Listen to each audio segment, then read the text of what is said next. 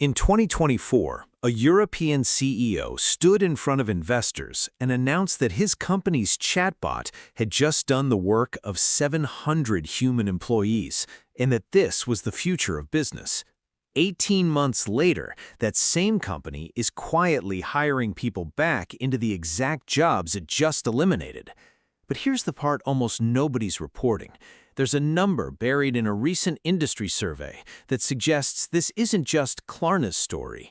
It's a number that predicts what's about to happen to a lot of other companies you've probably never connected to this, and we'll get to exactly what that number is. This isn't a simple AI took jobs, then AI failed, ha-ha story. That version is everywhere already, and it's mostly wrong. The technology did what it was built to do. The company hit its efficiency targets. The stock price didn't punish anyone for it. If anything, the opposite. What actually happened is stranger and more revealing about how modern companies make decisions than a simple failure story could ever be. Klarna is a Swedish buy now, pay later company. Think of it more as a polished, more heavily marketed version of a layaway plan built into checkout pages at thousands of online retailers. By 2022, Klarna was under real pressure. Its valuation had cratered from a peak of $45.6 billion in 2021 down to $6.7 billion. And profitability had eluded the company for years despite serving over 150 million customers. So Klarna teamed up with OpenAI to build a customer service assistant. And when they announced it in early 2024, they didn't undersell it. The company said its AI was now handling the equivalent workload of 700 full-time employees, resolving 2/3 of all customer service chats. Average conversation time dropped from 11 minutes to 2. Repeat inquiries fell by a quarter, and CEO Sebastian Siemiatkowski said in a company statement that the shift meant superior experiences for our customers at better prices and better returns for our investors. Klarna projected $40 million in annual profit improvement from the move alone. This became the story tech media couldn't stop telling.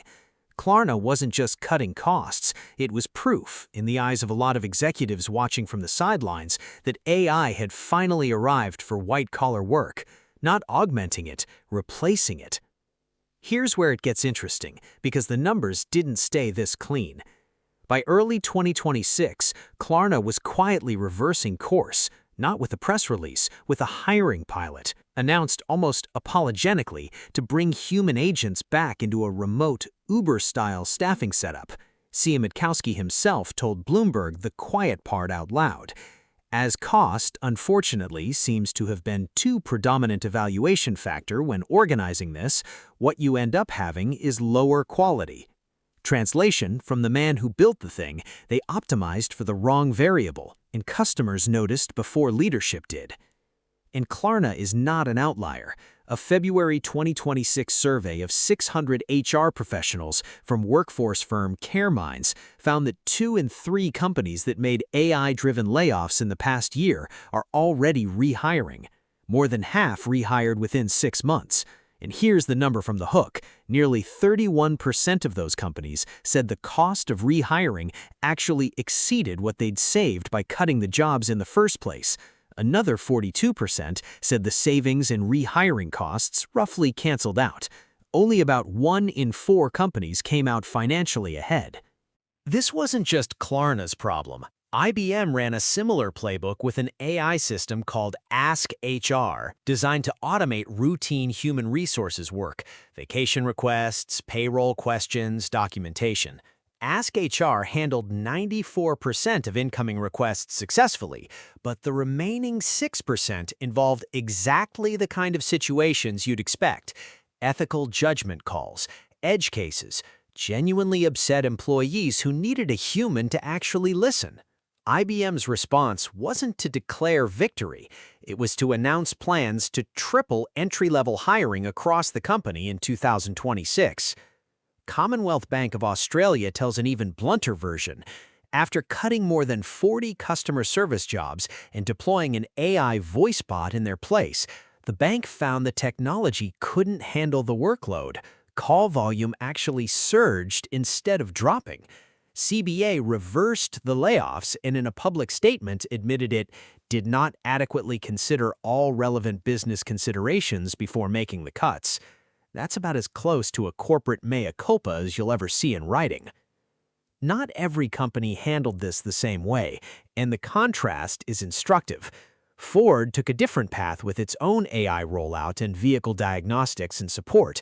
When its automation tools hit similar limits, the company brought its engineers back in, not to replace the AI, but to run it, refine it, and take over the cases it couldn't handle.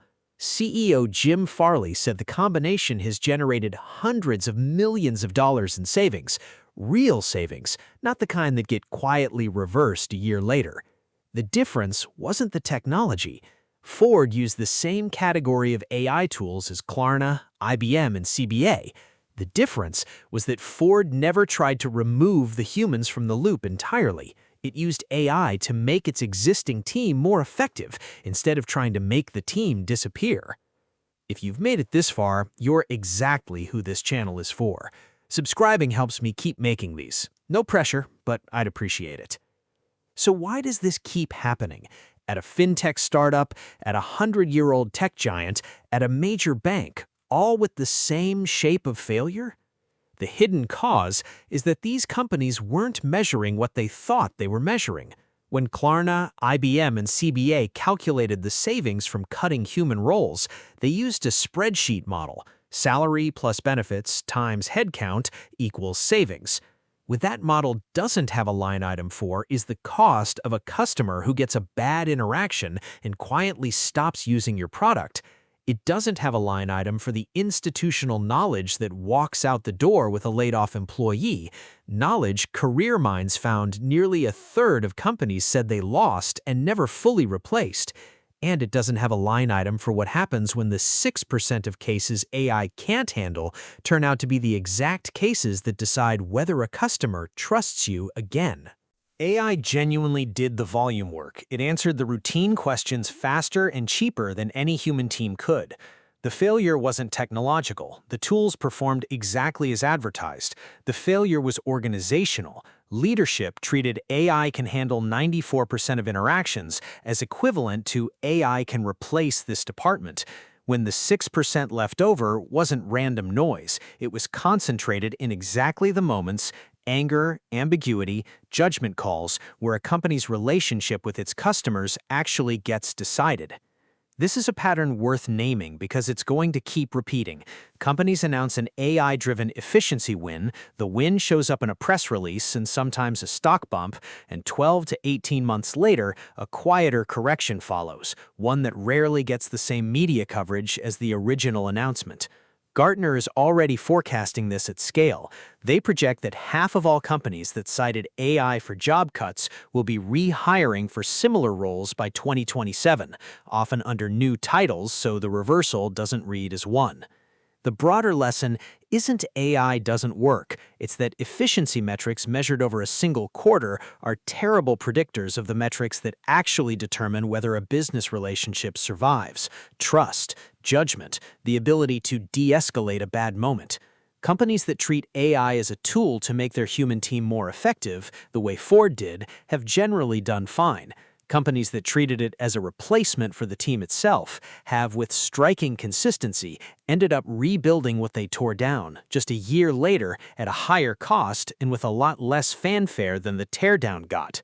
There's also a quieter cost buried in the career minds data that rarely makes the headlines. Nearly a third of companies said they lost critical skills and expertise the moment they let people go, and 28% said the employees who remained didn't have the capability to fill that gap. That's not a line item any AI vendor puts in their sales pitch, and it's not something a quarterly earnings call is built to capture. It only shows up 18 months later in the quiet hiring pilot nobody wrote a press release about.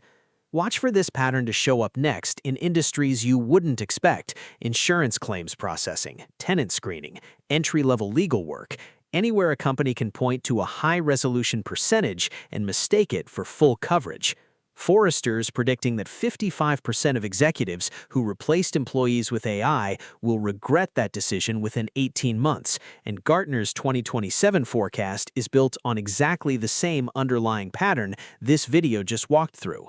The number to watch is that same one from the CareerMinds survey. If a third of companies are already finding rehiring costs more than the layoffs saved, the next wave of AI-driven efficiency announcements deserves a lot more scrutiny before anyone calls it a success, including the ones nobody's connected to Klarna yet. Klarna wanted to be remembered as the company that proved AI could replace people. Instead, it may end up being remembered as the case study that proved something more useful, that the 6% AI can't handle was never the small print, it was the whole point. If this kind of story, where the real lesson is buried under the headline everyone already saw, is what you come here for, there's a lot more of it on this channel. Subscribe, and I'll see you in the next one.